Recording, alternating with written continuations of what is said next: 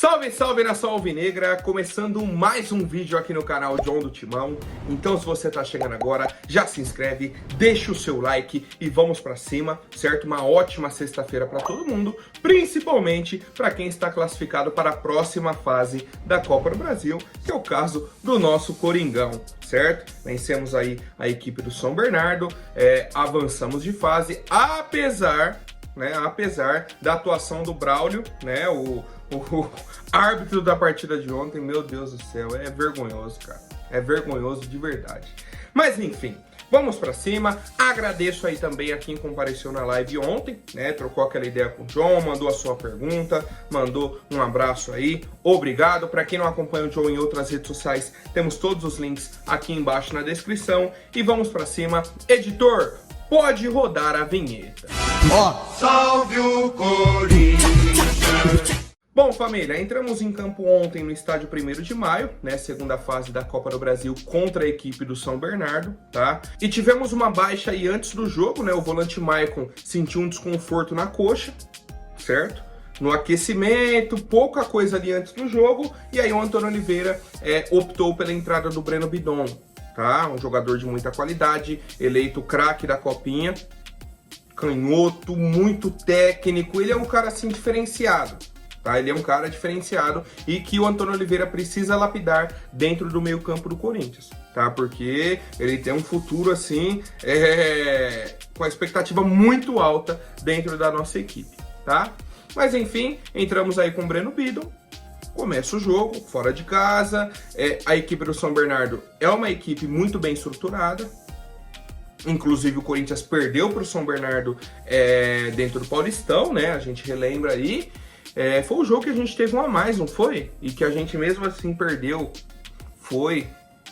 Enfim, só pra gente entender como que era o adversário do Corinthians. Só que com 5 minutos, temos o primeiro ataque ali estruturado do Corinthians, o Ranieri sofre o pênalti. Né? O Corinthians tá no ataque, o Ranieri infiltra na área, sofre o pênalti. O Yuri vem pra bater, faz o gol, 1-0 Corinthians. Eu até comentei na live ontem, o Yuri bateu o pênalti igualzinho o Alexandre Pato bateu. Contra o Dida, lembra? Só que o Alexandre Pato não deslocou o goleiro, ele bateu praticamente no meio do gol. O Yuri deslocou o goleiro, fez o gol, 1-0 Corinthians, com 5 minutos de jogo. Então você já condiciona outra situação para a partida. Você já joga toda a pressão para a equipe do São Bernardo, né? Se o São Bernardo ia tentar se defender um pouco e aí no contra-ataque, alguma coisa assim, criar chance, o Corinthians já no começo faz um gol. E aí virou esse o cenário da partida, o São Bernardo tentando criar, o Corinthians muito bem organizado defensivamente, armou outra jogada, fez o 2-0. Corinthians criou praticamente 2 chances, fez 2 gols. Vem um cruzamento do Wesley, né? Ele ia jogar provavelmente a bola lá no segundo pau. A bola desvia no jogador do São Bernardo, vem pro primeiro, né? Pedro Raul antecipa, escora e faz o 2-0. Tranquilo. 2-0 Corinthians. 25 do primeiro tempo. O cenário perfeito. O São Bernardo tinha posse de bola, mas não oferecia riscos ao Corinthians. Estava um jogo extremamente controlado. Até os 43 do primeiro tempo. Que o árbitro resolve aparecer. Ele já havia dado um cartão amarelo para o Rodrigo Garro. Num lance que o Yuri Alberto sofre a falta. Ele não marca a falta. Aí o Garro vai, faz a falta. Ele marca e dá o amarelo. Então era para ter sido uma falta para o Corinthians. Ele não marcou. Deixou o jogo correr. O Garro faz a falta e toma o amarelo. Beleza. Depois, um escanteio para o São Bernardo, né?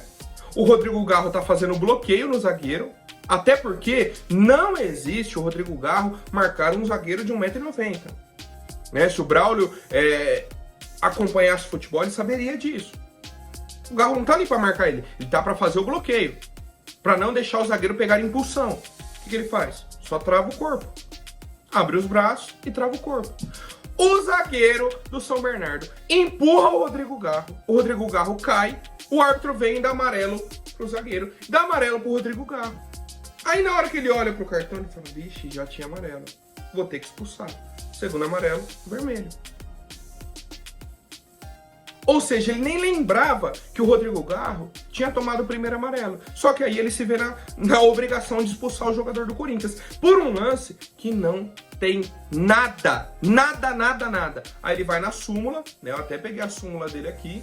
Ele falou, ó, expulsei pelo segundo cartão amarelo o jogador número 10, Rodrigo Garro, do Corinthians, por conduta antidesportiva ao persistir em trocar empurrões com o adversário no momento em que a partida se encontrava paralisada. Se o Corinthians não entrar com recurso em cima disso, é brincadeira. É obrigatório o Corinthians entrar, porque a imagem é muito nítida. O Rodrigo Garro não empurra o jogador do São Bernardo. Não empurra. Não existiu essa situação. Não existiu isso. É uma das expulsões mais absurdas desse ano. Desse ano, né? Tem que falar assim, porque essa arbitragem aí, pelo amor de Deus. E aí, na sequência, né, desse lance, bate escanteio, beleza, o Corinthians com um a menos. Aí temos uma grande chance do São Bernardo, que o Cássio salvou o Corinthians. Um erro do Hugo, né, vem um lançamento, o Hugo não consegue cortar, dá a bola no pé do jogador do São Bernardo, vão na linha de fundo, faz o cruzamento, o Silvinho entra sozinho dentro da pequena área, dá o carrinho para fazer o gol, e o Cássio faz uma defesa excelente. Excelente a defesa do Cássio. Acaba o primeiro tempo, Corinthians com um a menos, fizemos uma mudança, a entrada do Matheus França, aí o Corinthians passa a jogar no 4-3-2, né, mantém Yuri e Pedro Raul na frente, meio campo com o Breno, Ranieri e o Matheus França, beleza. Com 5 minutos do segundo tempo, o Braulio expulsa o zagueiro, que teve um problema com o Rodrigo Garro. É um lance de ataque do Corinthians, o Pedro Raul tenta dar um drible da vaca, a bola pega aqui, ó, no jogador do Novo Horizontino, o Braulio já vem amarelo, vermelho. Segundo amarelo, né? Vermelho. Era tudo o que ele precisava para se redimir. E eu ainda acho que é um lance discutível essa expulsão do zagueiro do São Bernardo também. Tá? Vamos para mais erros do árbitro. Tá o jogo correndo, amarelo, Antônio Oliveira.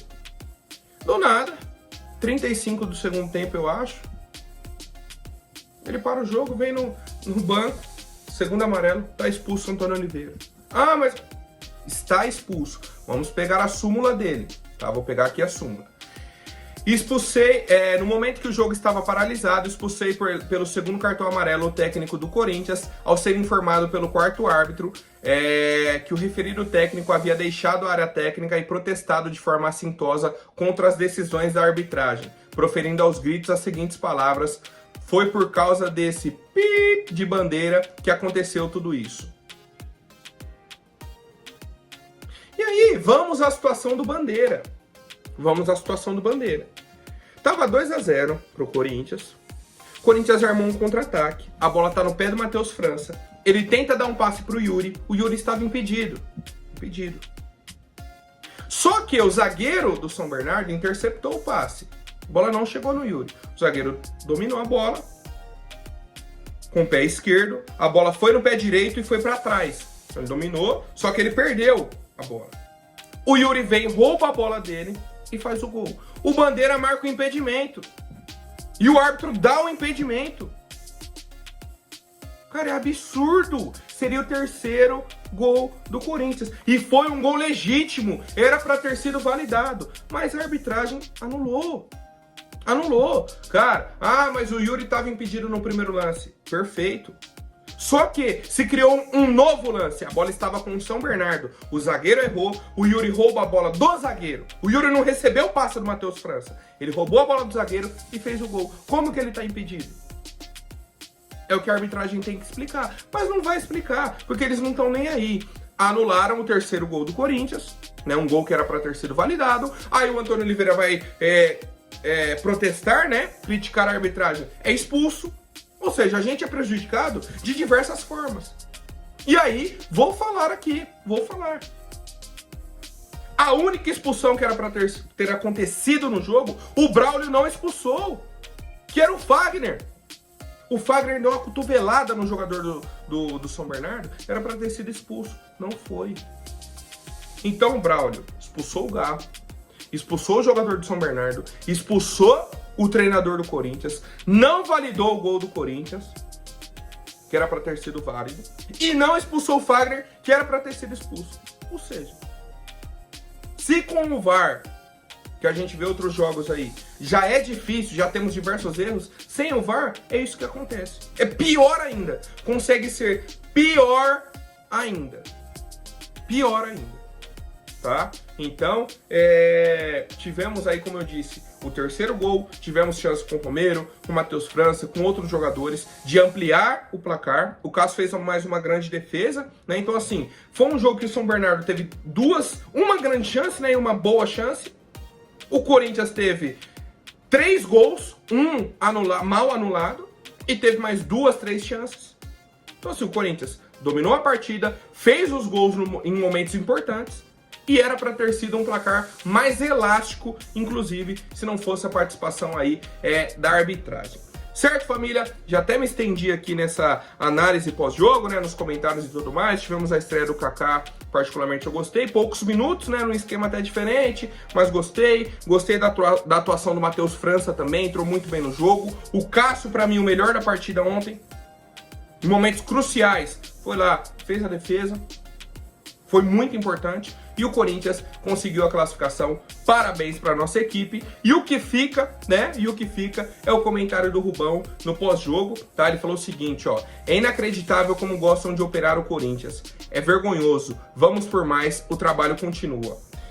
Rubão, você como diretor do Corinthians, então, se tá vergonhoso, se tá inacreditável, tem que ter alguma atitude, tem que ter alguma ação da diretoria. É isso que o torcedor espera e eu quero saber a opinião de vocês, família. Tivemos ontem também a situação aí, mais uma vez, dos sinalizadores, tá? E fui atrás das informações, entender a motivação e tudo mais. Mais uma vez foram protestos, tá? Primeiro contra o preço dos ingressos e depois também pela forma com que a torcida do Corinthians foi tratada. Muita gente só conseguiu entrar no segundo tempo, tá? Seguraram os torcedores do Corinthians até 15 do segundo tempo, 30 do segundo tempo. Aí na hora que entraram, acenderam o sinalizador, tá? Essa foi a justificativa e é isso, tá? É isso. Enquanto não tomarem uma atitude em relação a preços, em relação ao tratamento da torcida fora de casa, vai continuar acontecendo. Eu entendo o torcedor que critica, eu entendo, mas o time tava ganhando, aí esfria o jogo, pode tomar punição, pode isso, mas é a forma que eles encontraram de protestar, de aparecer, de falar, ó, tá acontecendo isso aqui, a gente tá falando, nada muda. A gente vai começar a atrapalhar pra ver se vocês olham pra cá, tá? É isso que tá acontecendo e, cara, é um protesto de quem está na arquibancada, tá? É uma situação aí de muitos lados, um fala concorda com isso, outro concorda com aquilo, mas aconteceu e é isso. Quero a opinião do torcedor. Bom, família, o Corinthians acumula agora mais de 5 milhões de reais em premiação na Copa do Brasil, né? Para quem estava na primeira fase, ganhou 1 milhão e 470 mil reais. Na segunda fase, né, 1 milhão 780 mil reais. E aí o Corinthians, como classificou para a terceira fase, já recebeu mais 2 milhões e 200 mil. Tá? Então, somando tudo, já passaram aí dos 5 milhões. Mas ontem, né, o Pix que cai é de 2 milhões e 200 mil reais. E temos agora os potes do sorteio da terceira fase.